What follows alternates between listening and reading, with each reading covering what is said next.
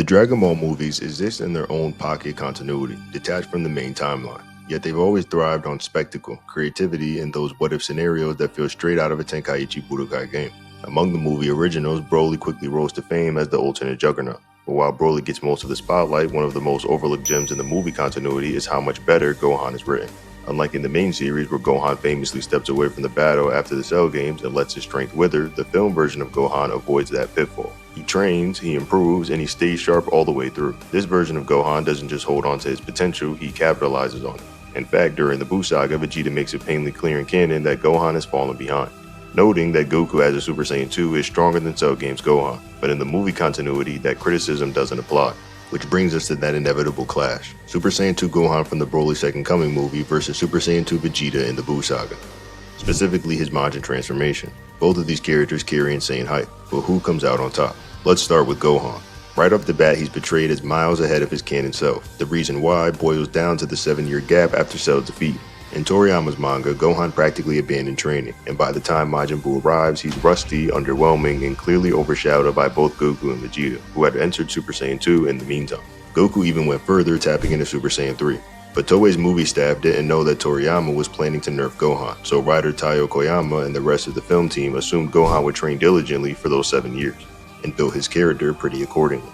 The result? A Gohan who is league stronger by the time Broly makes his return. We see this power immediately. Base Gohan is able to stand against Broly, who by movie 10 has grown significantly stronger than the original appearance. This is the same Broly who tanked Gohan's all-out attack in the first film that somehow survived and looked like a fatal finish. Yet here, Gohan, even without transforming, manages to keep up, putting him well beyond Trunks and Goten, who were being demolished by Broly without any effort. Gohan shows composure as well, creating a ki barrier strong enough to shield Goten and Trunks and Videl from one of Broly's devastating blasts. And when he finally acknowledges Broly's strength, he also admits something crucial, that he himself has powered up massively since their last encounter. That line alone confirms what Koyama implied behind the scenes, that movie 10 Gohan is the product of consistent long-term training, a path his canon counterpart never took. When we revisit Gohan in Second Coming, there's a moment where he reflects on the last time he fought the legendary Super Saiyan alongside Goku, Vegeta, and Trunks in movie 8. That fight took place 7 years prior, and Gohan himself makes a telling comment. He says that by now he should have powered up considerably since that encounter. Now fans misinterpret this line, suggesting that it shows Gohan has gotten weaker over the years like his canon Buu Saga counterpart. But the wording matters. He doesn't just say he should have improved, he uses the word considerably. The implication here isn't that he slacked off, but that even after years of progress, Broly still feels like an unsurmountable wall. In other words, it's self-criticism, not an admission of decline. If that line had been simply, I should have powered up since then, that would have opened the door to the idea of regression. But as it stands, movie Gohan is acknowledging he's stronger, just not confident enough. After this moment of doubt, Gohan finally unleashes his hidden edge, Super Saiyan 2. There's a lot of debate in the fandom about whether or not this was actually Super Saiyan 2 since the animation skips the usual crackling electricity, but the evidence says otherwise. Production materials from movie 10 include separate design sheets for Gohan's base, Super Saiyan, and Super Saiyan 2 states. The differences are subtle but clear. His regular Super Saiyan form is drawn with softer expression and less jagged hair, while his Super Saiyan 2 form has sharper features, fiercer eyes, and noticeably spikier hair. Even the gi damage he takes in the final act lines up with the Super Saiyan 2 model sheet. To push it even further, Gohan's Super Saiyan 2 expression in the movie is identical to his look when he transformed against Kibito at the World Martial Arts Tournament. And if that's not enough, guidebooks outright state that Gohan fights Broly as a Super Saiyan 2. The lack of lightning? Most likely a choice or mistake on the animator's end. From there, the fight turns into a clash of titans. Gohan at full Super Saiyan 2 power charges into Broly. Legendary Super Saiyan Broly is still the dominant force, and he tanks a direct punch from Gohan like it's nothing. But the gap isn't as absurd as some make it out to be. There are some sequences where Gohan outright lands hits, pushes Broly back, and even seems to outmuscle him briefly. But his stamina drains fast, forcing him to get creative. At one point, he even traps Broly in lava, which only buys him a couple seconds. Once Broly claws his way out, the tables flip immediately, and Gohan finds himself completely overwhelmed. There's a desperate moment where Gohan, trained in base, is caught by one of Broly's crushing holds. It looks like the end until he sees Videl in danger, and the sight sparks just enough of a burst to break free. To be fair, Broly was distracted, fixated on Videl, which gave Gohan the opening, but it's still a testament to his resilience. The final beam struggle is a bit ambiguous due to the flashing lights and rapid animation cuts. It isn't totally clear whether Gohan taps back into Super Saiyan 2 or stays as a Super Saiyan for the finishing Kamehameha. However, it would make more sense if he was using his full power rather than holding back. Regardless, the fight underscores a few key points. Gohan did train during those 7 years, and he did reach Super Saiyan 2 against Broly. When it comes to movie 10, I'm firmly in the camp that Gohan was fighting as a Super Saiyan 2. Once you think about it logically on why he would pull his punches against Broly, it makes sense that he would fight at his full power to protect his loved ones from the entire world. This is the same Gohan who already knows the ceiling of his power. He wouldn't gamble with holding back. The hair design is also a big tell. If you look closely at certain shots, his hair isn't just the softer Master Super Saiyan look he carries since the Cell games. It's spikier, much closer to what we expect from Super Saiyan 2. The difference lines up with the official model sheets where the contrast between his base in Super Saiyan and Super Saiyan 2 forms is very clear. We even see this reflected during his showdown with Broly. Gohan clashes with him in a massive beam struggle and Goten jumps in to lend a hand as a Super Saiyan. The tension builds when Goten makes a wish for his father's help, which activates the Dragon Balls. This is where things get interesting. Goku appears. Now, unlike the father-son Kamehameha during the Cell games where Goku was a spiritual presence, here in movie 10 he shows up with the halo, implying he was physically brought back, at least temporarily, to join the fight. And this wouldn't be the first time he's bent the rules of the afterlife. If you recall movie 9, Goku literally warped in using instant transmission to save Gohan from Bojack, so it fits the pattern of Goku being willing to bend heaven's restrictions when his son's life is on the line. Once present, Goku rallies both Gohan and Goten, pushing them to pour out everything into their Kamehameha. At just the right moment, Trunks, who's been sidelined, tosses a ki blast that distracts Broly and gives the family a window to retaliate. Now, there's a fun debate here about Goku himself. During the family Kamehameha, if you study his hair, it appears to shift. At first, his hairstyle is very similar to Goten's, steady, upright, and typical of a basic Super Saiyan. But towards the climax, his hair looks noticeably sharper and he gains the front bang, almost exactly like Gohan when he transformed into Super Saiyan 2. There are two possible explanations. Either it's just dramatic animation to emphasize the intensity of the scene, or Goku briefly tapped into Super Saiyan 2. The timeline complicates things as well, since canonically Goku shouldn't really display Super Saiyan 2 until the Buu arc, but the movie continuity is its own beast, so there's definitely an argument to be made. Regardless of whether Goku went Super Saiyan 2 or not, the combined output of the three Saiyans, Super Saiyan 2 Gohan, Goten, and Super Saiyan Goku, possibly even at a higher end level, was enough to overwhelm Broly's attack and hurl him straight into the space.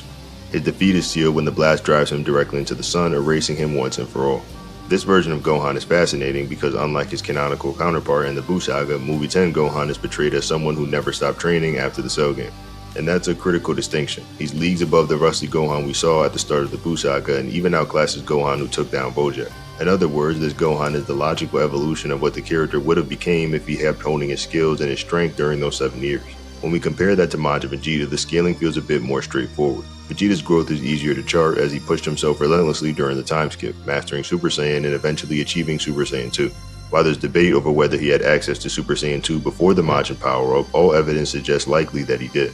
His confidence heading into the World's Martial Arts Tournament shows that he wasn't intimidated by Gohan's past strength, and Vegeta openly acknowledges that Gohan used to surpass him, which implies that Vegeta knew he needed to unlock Super Saiyan 2 just to keep pace. So when tracking side by side, movie 10 Gohan and Majin Vegeta represent two different paths of consistent training, but both clearly demonstrate the level of power Z-era Saiyans could reach when they weren't hindered by complacency. When people talk about Vegeta's mindset, they often bring up his pride. And yeah, he's got plenty of it. But even with that ego, Vegeta isn't the kind of guy to completely out of touch with reality. There's no way he genuinely believed that he could stack up against Gohan's old strength using just a Super Saiyan transformation, or even one of an outdated grade 2 buff. Those forms pale in comparison to the raw leap that Super Saiyan 2 offers. The evidence starts adding up once you track Vegeta's reactions during the Buu Saga. When Gohan shows the world he still has access to Super Saiyan 2 at the World's Martial Arts Tournament, Vegeta doesn't flinch. If anything, he criticizes him, saying his teen self back in the Cell games were stronger. That line alone tells you everything. Vegeta is making it clear that the Buu era Gohan has fallen off while the Cell era Gohan is the real benchmark for that form. It also subtly confirms that Vegeta himself is measuring fighters based on whether or not they've hit Super Saiyan 2. And then there's the Yakone fight. This moment is huge and Goku deliberately powers up to feed Yakone more energy, and during the process, Vegeta blurts out that Goku has surpassed the Super Saiyan wall. That phrasing only makes sense if Vegeta already knows what's beyond it himself, otherwise he wouldn't identify with the stage so clearly. Different translations dance around this line, but the most consistent interpretation points directly to Vegeta acknowledging Super Saiyan 2. Couple that with Daizenshuu 7 outright stating that both Goku and Vegeta attained Super Saiyan 2 through relentless training, and the picture becomes obvious. Vegeta already had unlocked Super Saiyan 2 tucked away before Babidi ever showed up. So why accept Babidi's magic? Well, it's pretty simple, because even with that process, Vegeta still couldn't keep pace with Goku. Goku Super Saiyan 2 was just a step ahead and Vegeta knew it. Babidi's magic isn't a given multiplier, but the official guide explains as it pulls out a fighter's dormant potential, and based on the result, latent potential is underselling it. Vegeta went from trailing behind Goku to standing shoulder to shoulder with him. Even Goku admits Majin Vegeta's strength was unprecedented. At that point, their battle is dead even, with Goku openly sweating as he realizes the fight won't be over quickly. Now compare that to Movie 10's version of Gohan. This isn't the true Gohan who let himself go soft over 7 years. This Gohan never stopped training or sharpening his edge. He had 7 full years of uninterrupted training under his belt, which means his Super Saiyan 2 wasn't just a throwback to the Cell game. Narratively, Movie 10 treats him as Goku's rightful successor, the way Z had always seemed to be setting up until the Buu Saga shifted gears. On top of that, Gohan's unique potential is a huge factor. Time and time again, Dragon Ball has shown us that Gohan gets absurdly powerful and gains in shorter windows. Even Dragon Ball Super reinforced this with Gohan climbing from Rusty Buu level to Super Saiyan Blue Goku after just a handful of training sessions. If you think that example is unfair, then fine, but the Buu Saga itself gives us the same message. Gohan spent only a single day unlocking his power with a Z-Sword and Elder Kai ritual, yet instantly leapt ahead of Super Saiyan 3 Goku and Majin Vegeta as Ultimate Gohan, which all circles back to Broly. In Movie 10, Gohan still loses, but look at the context. He performs better against an even stronger Broly than what Goku and Vegeta could rest up against and manage back in Movie 8. Back then, it literally took the combined force of Goku, Vegeta, Trunks, Gohan, and Piccolo just to put Broly down, and it was an off-guarded Broly at that. Fast forward 7 years, and Gohan alone holds his own long enough to survive exchanges with Broly until outside factors like fatigue and terrain shift the fight. That alone shows how far that this Gohan surpasses peers. And if you need one last example of how the movies exaggerate scaling beyond canon, just compare Goku Super Saiyan 3. In the Buu Saga, powering up shakes Earth and can be sensed across realms by Gohan on the Kai's planet. But in Movie 12, that exact same form shakes both heaven and hell simultaneously. The gap in movie scaling versus canon is enormous. So when you stack Movie 10 Gohan against Majin Vegeta, the difference becomes pretty clear. Vegeta only reached Goku Super Saiyan 2 after a magical boost, whereas Gohan had been naturally climbing higher for years. With his unrivaled potential and 7 years of uninterrupted training, this version of Gohan outpaces Majin Vegeta, which means the winner of this matchup isn't the Prince of All Saiyans, it's Super Saiyan 2 Gohan from Movie 10.